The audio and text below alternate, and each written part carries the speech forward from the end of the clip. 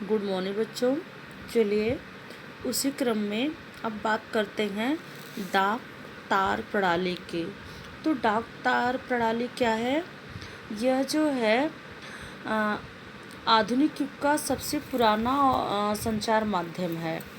भारतीय डाक तार प्रणाली की स्थापना के पश्चात पत्र, रेल, डाक वाहन एवं हवाई जहाज़ों द्वारा दूसरे प्रदेशों एवं देशों तक भेजे जाने लगे, जो इस विशाल जन समुदाय के लिए संबंध एवं सूचनाएं बनाए रखने का माध्यम बने। आज वर्तमान समय में तो डाक प्रणाली तो चल रही है, किंतु तार प्रणाली का प्रयोग अब बंद कर दिया गया, मतलब ये प्रणाली अब प्रयोग में नहीं आती। तो चलिए, हाँ, आप सोच रहे होंगे डाक विभाग से आप परिचित हो, तार प्रणाली क्या है? तो तार प्रणाली समझ लीजिए। तार मतलब टेलीग्राम। ये टेलीग्राम क्या होता है? कम से कम शब्दों में संदेश भेजने की पद्धति को तार कहते हैं। इसके लिए ज़रूरी है कि भेजने वाले को समासिक ज्ञान हो। समास आप जानते हो ना, शब्दों को छोटा कर देना, कम शब्दों में एक वाक्य को, बड़े वाक्य को कम शब्दों में कहना। तो समासिक ज्ञान होना, जो भेजने वाला है, ये तार भेजने वाले के पास समासिक ज्ञान होना ज़रूरी है, क्योंकि इसमें शब्द संख्या के आधार पर सेवा शुल्क तय होता है। इसका चार्ज पड़ता है। जितने शब्द आप इस तार प्रक्रिया में प्रयोग करते हो, तार भेजने में जितने शब्द आप लिखते हो, उतने शब्दों के हिसाब से आपका चार्ज पड़ता है। तो इसके लिए समासिक प्रणाली का ज्ञान होना ज़रूरी है, ताकि कम से कम शब्दों में आप अपनी बात कह सकें। तो इसमें एक चीज़ और है, इसमें मात्राओं की गिनती नहीं होती। मात्राएं शब्दों में नहीं गिनी जाती, अक्षर गिने जाते हैं लेकिन मात्राएं नहीं गिनी जाती। जैसे ज है और उस पर ई की मात्रा है, छोटी या बड़ी ई की, तो जी। तो ज प्लस जी बराबर ई, ज प्लस ई बराबर जी, तो ये जी एक ही शब्द माना जाएगा। और दूसरी बात और है, इसमें अधिक से अधिक 10 अक्षर, जो 10 अक्षर वाले, मतलब उसमें 10 अक्षर से ज़्यादा ना हो, ऐसे संपूर्ण क्रियावाचक वाक्यांश, मतलब अधिक 9 अक्षर तक हो सकते हैं। तो 9 अक्षर तक के जो वाक्यांश हैं, वाक्य हैं, उसको एक ही शब्द गिना जाता है। जैसे एक छोटे वाक्य का हम आपको उदाहरण देते हैं। जैसे है कि भेज दिया गया, भेज दिया जाएगा, पहुंच गया, है ना, आ गया, चला गया। इसमें आपको 2 शब्द दिख रहे हैं, 2 से 3 शब्द। जैसे आ रहा हूँ, 3 शब्द आपको दिख रहे हैं, लेकिन ये 10 से कम अक्षर हैं इसमें, तो यह एक ही शब्द माना जाएगा। इसके अलावा इसकी एक खासियत और है कि संयुक्त व्यंजनों के जो अक्षर हैं, उसमें प्रत्येक अक्षर को अलग अलग गिना जाता है। जैसे आपका वो त्र किससे बनता है? त प्लस र। तो यहाँ पर अगर त्र शब्द का आप प्रयोग कर रहे हो, तो आपके ये 2 अलग अलग शब्द माने जाएंगे, 2 अलग अलग गिने जाएंगे। इसके अलावा इसमें विराम चिन्हों, जैसे आप पूर्ण विराम लगाते हो, कॉमा लगाते हो, कोष्ठक बनाते हो, ब्रैकेट बनाते हो, ऑब्लिक का निशान बनाते हो, तो ये शब्द ये सब आपके अलग अलग शब्द माने जाएंगे। इनकी गिनती अलग से होगी।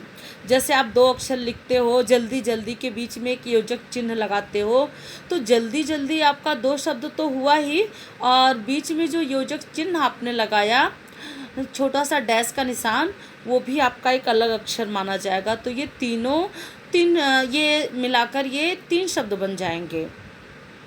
और लेकिन इसके अलावा इसकी एक और भी खासियत है, यदि बीच में जगह नहीं छोड़ी जाए, तो 10 से कम अक्षर हों, तो उसे एक ही शब्द माना जाता है।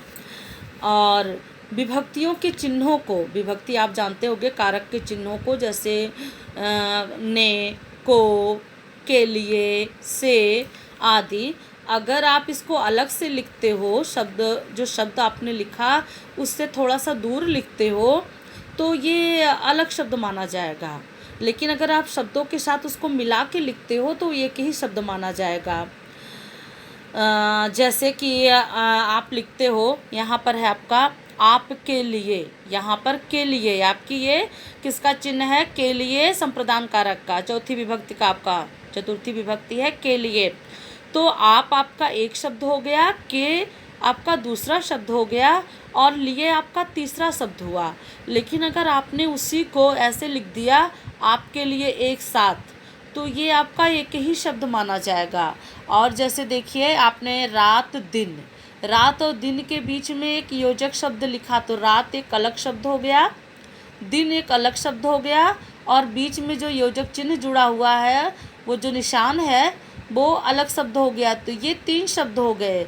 लेकिन अगर आपने रात और दिन को एक साथ लिख दिया जोड़कर, बीच में योजक चिन्ह नहीं लगाया, तो ये एक ही शब्द माना जाएगा।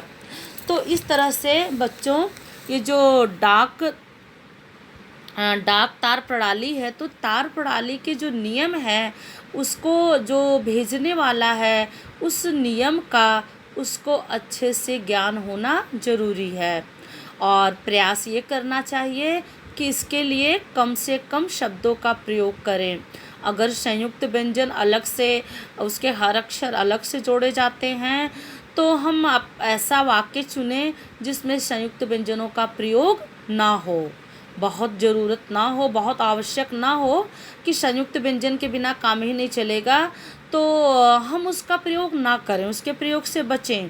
तो इस तरह से जब पूरी तरह से इसकी जानकारी होती है प्रेषक के पास, तो वो उसका सही सही प्रयोग करता है, तो ये जो तार प्रणाली है ये सस्ती पड़ती है। नहीं तो ये जो तार प्रणाली है महंगी पड़ जाती है।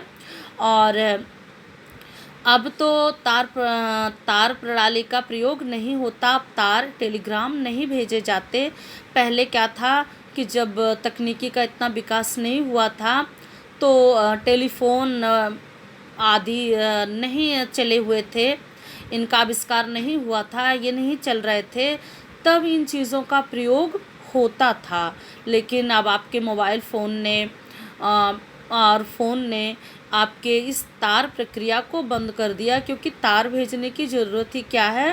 तार का प्रयोग तो आपातकालीन स्थिति में होता था, कम से कम शब्दों में एक लाइन में लिखकर दूरस्थ सूचना भेज दी जाती थी। जब कोई आकस्मिक दुर्घटना हो जाती थी, तब उस दुर्घटना से जुड़े व्यक्ति के परिजन तक वो समाचार भेजा जाता था, और कम से कम शब्दों में उस मुख्य घटना से उन्हें अवगत करा दिया जाता था। लेकिन अब आपके पास फ़ोन की सुविधा हो गई है, तो आप तुरंत समाचार फ़ोन के द्वारा भेज सकते हो, मैसेज से भेज सकते हो, और यह प्रक्रिया सस्ती भी है। तो तार का कोई औचित्य नहीं रह गया है, तो इसलिए इसका प्रयोग धीरे धीरे कम होते होते पूर्णतः ख़त्म हो गया है। लेकिन जो ये डाक प्रणाली है, डाक प्रणाली अभी भी चल रही है। डाक से पत्र और रजिस्ट्री और डाक से आदि सुविधाएं, संदेश, कुछ चीज़ें कोरियर डाक के द्वारा अभी भी भेजे जाते हैं। तो डाक प्रणाली अभी भी प्रयोग में है, लेकिन तार प्रणाली अभी भी अब बंद कर दी गई है। तो आज के लिए डाक तार प्रणाली के लिए इतना ही। अब अगला टॉपिक है आपका प्रिंट मुद्रण माध्यम। तो प्रिंट मीडिया क्या है?